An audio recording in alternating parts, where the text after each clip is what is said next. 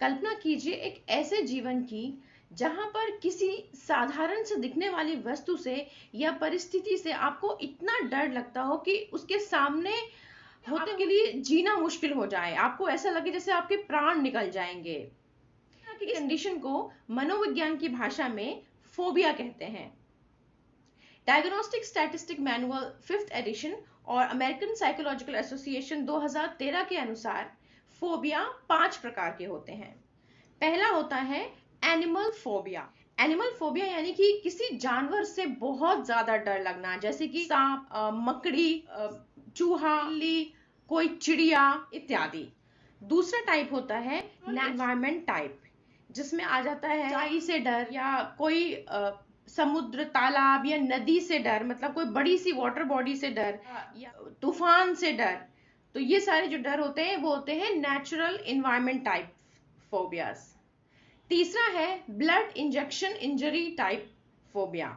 इस फोबिया में इंजेक्शन लगवाने से, किसी को लगते हुए देखकर, टीवी पे किसी को इंजेक्शन लगते हुए देखकर, या किसी का ऑपरेशन होते हुए, या कोई भी मेडिकल प्रोसीजर जिसमें ब्लड निकल रहा है, या कोई भी इन्वेसिव मेडिकल प्रोसेस टीवी पे देखना या उसके बारे में सुनने से बहुत ज्यादा डर लगना।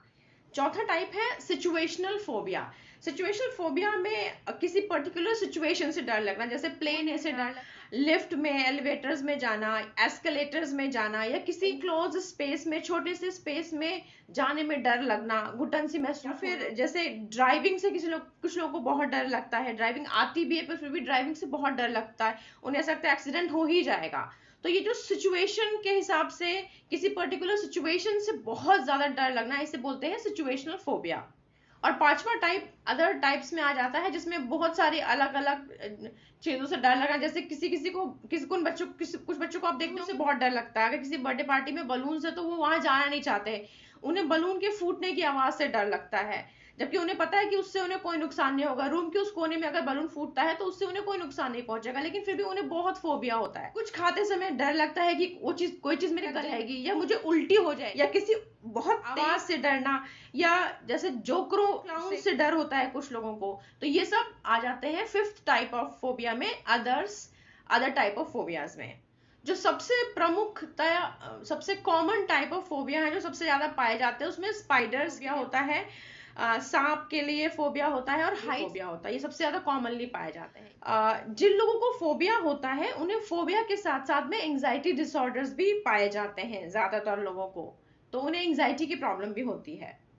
फोबिया की शुरुआत किसी भी पेशेंट में या तो बचपन में होती है, जैसे कोई बच्चे के साथ में कोई ऐसा इंसिडेंट हुआ जिससे किसी चीज से बच्चे को बहुत ज्यादा डर लग गया, तो वो चीज फोबिया बनके बच्चे के दिमाग में एक बीमारी की तरह बनकर बैठ जाती है। तो कुछ लोगों को कुछ फोबियाज बचपन में स्टार्ट होते हैं, कुछ लोगों को टीन एज में स्टार्ट होते हैं, और कुछ लोगों को अर्ली अडल्टहुड में। का कारण कई बार ये भी होता है कि किसी पर्टिकुलर चीज से इंसान को डर नहीं लगता, पर उस चीज से उसे किसी दूसरी और चीज की याद आती है, जिससे उसके मेमोरीज ट्रिगर हो जाती है, फियर ट्रिगर हो जाता है। उसकी वजह से भी कभी कभी किसी को किसी चीज से फोबिया हो सकता है। फोबिया होने के 3 कारण होते हैं बेसिकली। बायोलॉजिकल रीजंस, जिसमें आ जाते हैं जेनेटिकल रीजंस, जेनेटिक्स जिसके लिए रिस्पॉन्सिबल होता है। दूसरा होता है साइकोलॉजिकल रीजंस, जैसे लर्न बिहेवियर हो सकता है कि हमारे साथ में कुछ ऐसा एक्सपीरियंस हुआ, जैसे किसी को समुद्र से या नदी से या किसी भी वाटर बॉडी से बहुत ज्यादा डर लगता है, तो उसके लिए लर्न बिहेवियर रीजन हो सकता है कि सपोज बचपन वो पर्सन पानी के पास गया हो और गलती से पानी में गिर गया हो, डूबने लगा हो, या किसी ने उसे धक्का मार दिया। उसके किसी के साथ कम उम्र में 1 बार या 2 बार या उससे अधिक बार अगर बार बार ऐसा एक्सपीरियंस हुआ है, तो उसने उन एक्सपीरियंस से ये लर्न कर लिया कि वाटर बॉडीज जो है वो खतरनाक है, उनके पास जाना ही नहीं है, वो खतरनाक है, वो खतरा है कोई भी वाटर बॉडी। तो ये हो गया लर्न एक्सपीरियंस। दूसरा होता है ऑब्जर्वेशन से, ऑब्जर्वेशन कर कोई नेगेटिव इवेंट को ऑब्जर्व करने की वजह से डर बैठ जाना, किसी और को डूबते हुए देख लेना, या किसी ने पानी में धक्का दे दिया, उसकी डेथ हो गई, या पानी में डेड बॉडी देख लेना, कोई इस तरह का एक्सपीरियंस किसी और को देखते हुए। और तीसरा हो सकता है कि कॉग्निटिव रीजन। यह देखा कि बायोलॉजिकल रीजंस होते हैं, साइकोलॉजिकल रीजंस होते हैं, और एवोल्यूशंस भी होते हैं। जैसे जैसे हमारा इवोल्यूशन हुआ, समय के साथ हमने ये चीज सीखी कि कुछ चीजें ऐसी होती हैं जो हमारे लिए खतरनाक होती ही हैं। जैसे सांप से डरना वैसे भी ऑब्वियस है, तो एवोल्यूशनरी रीजंस भी होते हैं, सांप से डरना, वाटर बॉडी से डरना, ये सब ऐसी चीजें हैं, या हाइट से डरना, इनके आसपास होते हुए अगर हम बहुत अधिक सतर्क नहीं हैं तो ये हमारी जान के लिए खतरा भी हो सकता है। तो इवोल्यूशनरी रीजंस भी कहीं ना कहीं रिस्पॉन्सिबल होते हैं। फिर इन्वायरमेंट भी होते हैं कि हमारा कोई ऐसा एक्सपीरियंस हुआ, हमने ऐसा कुछ देखा सुना, तो इस ये चीज उस छोटे से डर को बढ़ा के फोबिया का रूप दे देते हैं, एक बीमारी का रूप दे देते हैं। जिन लोगों को ये प्रॉब्लम्स होती हैं वो इस बात को समझ सकते हैं, डर है वो बेबुनियाद है, इरेशनल है। ऐसा नहीं है कि बस हाइट पे जाने की वजह से ही वो गिर ही जाएंगे, मर ही जाएंगे, या सांप अगर कहीं दिख ही गया तो उन्हें काट ही लेगा। वो इस बात को समझते हैं कि उनका डर बेबुनियाद है, लेकिन फिर भी अपने उस डर को ठीक करने के लिए वो कुछ नहीं कर सकते, क्योंकि ये एक बीमारी का रूप ले लेता है किसी किसी के में। आमतौर पे क्या होता है, जो परिजन भी होते हैं, दोस्त होते हैं, परिवार वाले होते हैं, वो भी इस बात को समझते हैं, वो भी मजाक बनाते हैं, मजाक उड़ाते हैं कि यार तुम्हारा भी अच्छा ड्रामा है, इतना क्यों ड्रामा कर रहे हो, ऐसा कुछ नहीं होगा, तुम्हें ऐसा क्यों लगता है। मतलब जिस पर्सन को ये प्रॉब्लम है, फोबिया की बीमारी है, उसी को गिल्ट फील कराते हैं, शर्मिंदा महसूस कराते हैं, बजाय इसके कि उसकी प्रॉब्लम को समझे और उसे ठीक करने के लिए कुछ करे।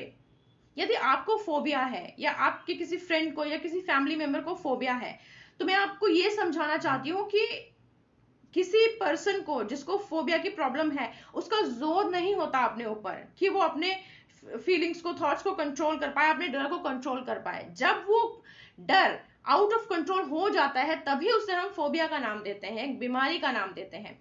लेकिन खुशखबरी ये है कि इस बीमारी का इलाज है, फोबिया को ठीक किया जा सकता है। यदि आप किसी साइकोलॉजिस्ट के पास जाते हैं, साइकाइट्रिस्ट के पास जाते हैं, उसे ये प्रॉब्लम बताते हैं कि मुझे ये प्रॉब्लम है, या मेरे फैमिली मेंबर को या फ्रेंड को ये प्रॉब्लम है, तो थेरेपीज हैं जिनसे हम हेल्प ले सकते हैं। दो तरह की थेरेपीज जो है अवेलेबल है, एक्सपोजर थेरेपी और मॉडलिंग थेरेपी। थेरेपी तीन तरह की हैं जो यूज की जाती है, desensitisation, flooding and virtual reality. Systematic desensitisation में धीरे धीरे उसी सिचुएशन में, जिस सिचुएशन में पेशेंट को डर लगता है, उसमें डालकर और उसको बार बार हेल्प करते जाते हैं कि धीरे धीरे जो है वो उसकी जो सेंसिटिविटी है फोबिया को लेकर, जो उसका डर है, वो धीरे धीरे कम होता चला जाता है। तो ये सिस्टमेटिक डिसेंसिटाइजेशन है। इसको अगर आप और डिटेल में जाना चाहते हैं तो मैं इसके लिए दूसरा वीडियो बनाऊंगी।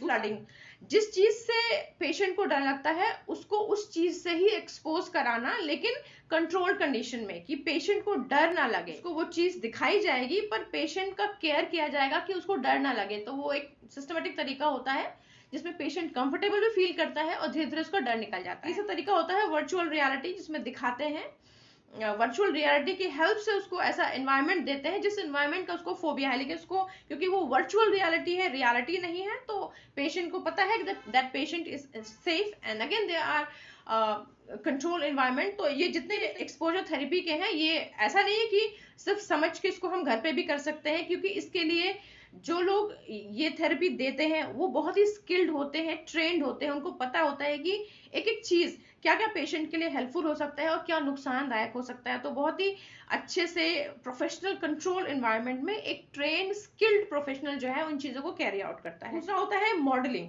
मॉडलिंग में भी ये होता है कि पेशेंट को टीवी स्क्रीन पे या फोन पे या किसी भी वीडियो में दिखाते हैं किसी और पर्सन को। पेशेंट बैठ के देखता है कि कोई और पर्सन है जो सेम उसी सिचुएशन में है या उसी ऑब्जेक्ट के साथ या एनिमल के साथ में है जिससे पेशेंट को डर लगता है। अब पेशेंट बैठकर सेफ स्पेस में बैठकर देखता है कि किस तरह से वो दूसरा व्यक्ति वीडियो में उस चीज के पास जा रहा है और उसे कुछ भी डर नहीं लग रहा है, वो काम है, कंट्रोल्ड है, कंपोज्ड है और उसको कुछ नहीं होता, वो सेफ होता है। ये जो थेरेपीज हैं ये सब ट्रेन प्रोफेशनल्स को सिखाई जाती है, उनको ट्रेनिंग दी जाती है और उनमें स्किल्स भी होते हैं कि किस तरह से उनको सिचुएशन को हैंडल करना है, पेशेंट को किस तरह से हैंडल करना है, उनको पूरा नॉलेज होता है, पूरा एकेडमिक नॉलेज होता है, स्किल्स होता है, ट्रेनिंग होता है। तो उसके साथ में एक कंट्रोल एनवायरनमेंट में बहुत ही प्रोफेशनली ये चीजें, ये थेरेपीज दी जाती हैं, एक्सपोजर थेरेपी या मॉडलिंग थेरेपी। इससे पेशेंट को धीरे धीरे आराम मिलता है और फोबिया उसके जीवन से निकल जाता है और वो भी बाकी लोगों की तरह अपना जीवन नॉर्मली जी सकता है। स्टैटिस्टिक मैनुअल 5th एडिशन और अमेरिकन साइकोलॉजिकल एसोसिएशन 2013 के अनुसार फोबिया के 7 सिम्टम्स होते हैं और इन 7 सिम्टम्स को किसी भी पेशेंट को डायग्नोज करने से पहले चेक किया जाता है कि क्या ये 7 सिम्टम्स में से कुछ सिम्टम्स पेशेंट के अंदर है कि नहीं है। उस बेसिस पे डायग्नोज किया जाता है कि क्या सच में ये एक फोबिया नाम की बीमारी है या फिर छोटा मोटा डर है। तो जैसा भी जो भी डायग्नोसिस होता है उस हिसाब से पेशेंट की मदद की जाती है, उस हिसाब से उसको थेरेपी दी जाती है। जैसे कि मैंने पहले भी बताया कि जिन लोगों को फोबिया होता है उन लोगों को एंग्जाइटी के डिसऑर्डर्स भी साथ साथ में होते हैं कई बार, तो एंग्जाइटी के लिए भी अलग से हेल्प दी जाती है। अगर थेरेपी साइकोथेरेपी पॉसिबल होती है तो साइकोथेरेपी दी जाती है, नहीं तो फिर मेडिसिन की अगर आवश्यकता होती है तो मेडिसिन भी दिया जाता है। तो इस तरह से करके ये सारी थेरेपीज मेडिसिन के हेल्प से पेशेंट को पूरी तरह से ठीक किया जा सकता है। तो यदि आपको या आपके किसी जानने वाले को फोबिया की बीमारी है तो उसका मजाक ना बनाएं, उसे ये ना बोले कि वो नाटक कर रहा है, ड्रामा कर रहा है, कोशिश ही नहीं कर रहा है। समझें कि ऐसी बीमारी होती है और उसे किसी साइकोलॉजिस्ट के पास, साइकाइट्रिस्ट के पास लेकर जाइए, उसका डायग्नोसिस कराइए, उसका ट्रीटमेंट कराइए। फोबिया का ट्रीटमेंट पॉसिबल है और ट्रीटमेंट के बाद में कोई भी पर्सन बाकी नॉर्मल लोगों की तरह फंक्शनिंग कर सकता है, अपनी दिनचर्या को नॉर्मल लोगों की तरह बिता सकता है, कहीं भी जा सकता है, कुछ भी कर सकता है, उसकी लाइफ पहले की तरह नॉर्मल हो सकती है। अगर आपको फोबिया के बारे में कुछ और जानना है तो कमेंट सेक्शन में मुझसे पूछिए। फोबिया के जैसे ही और भी बहुत सारे साइकोलॉजिकल डिसऑर्डर्स होते हैं, किसी साइकोलॉजिकल डिसऑर्डर के बारे में आपको कुछ भी यदि जानना है तो आप कमेंट सेक्शन में अपना क्वेश्चन पूछ सकते हैं और मैं नेक्स्ट वीडियो उस हिसाब से बनाऊंगी। आपको अगर ये वीडियो अच्छा लगा तो प्लीज इसे लाइक कीजिए, लोगों के साथ में शेयर करके उनकी हेल्प कीजिए, और मेरे चैनल को अगर अब तक सब्सक्राइब नहीं किया तो प्लीज सब्सक्राइब करिए और मुझे ग्रो करने में हेल्प कीजिए। जितना अधिक मेरा चैनल ग्रो होगा उतना ही अधिक मैं लोगों तक पहुंच पाऊंगी और मेंटल हेल्थ अवेयरनेस क्रिएट कर पाऊंगी। ऐसा करने में मेरी मदद कीजिए। थैंक यू सो मच, मिलते हैं अगले वीडियो में। Stay tuned.